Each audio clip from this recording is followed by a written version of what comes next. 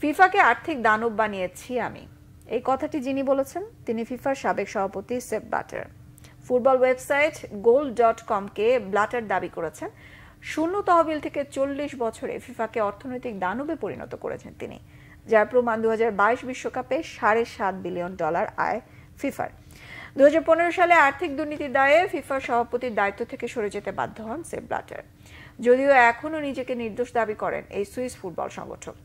দীর্ঘ প্রায় 1 দশক পর goal.com-এর কাছে মুখ খুলেছেন ব্লাটার, বলেছেন 1975 সালে ফিফা ডিরেক্টর অব ডেভেলপমেন্ট প্রোগ্রামে যখন কাজ শুরু করেন তখন এই সংগঠনটি ছিল দরিদ্র। অ্যাডিডাস স্পন্সর হলেও তারা কোনো অর্থই দিত না, শুধু বল আর জার্সি সরবরাহ করত। তিনি দাবি করেন একেবারে শূন্য থেকে ফিফাকে পৃথিবীর সবচেয়ে প্রভাবশালী অর্থনৈতিক সংগঠনে পরিণত করতে তিনি গুরুত্বপূর্ণ ভূমিকা রেখেছেন। 1976 সাল ফিফা প্রথম স্পন্সরের কাছ থেকে অর্থ আয় করেন। সেই স্পন্সর ছিল কোকা-কোলা।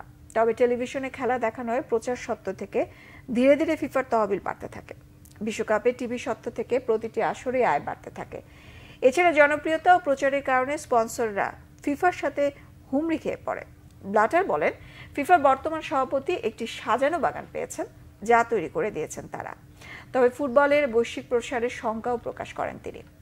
বিশ্বকাপে দলের সংখ্যা অনেক বাড়ানো এবং ইউরোপে টুর্নামেন্টের সংখ্যা বৃদ্ধি পাওয়াকে নেতিবাচক হিসেবে দেখছেন ব্লাটার।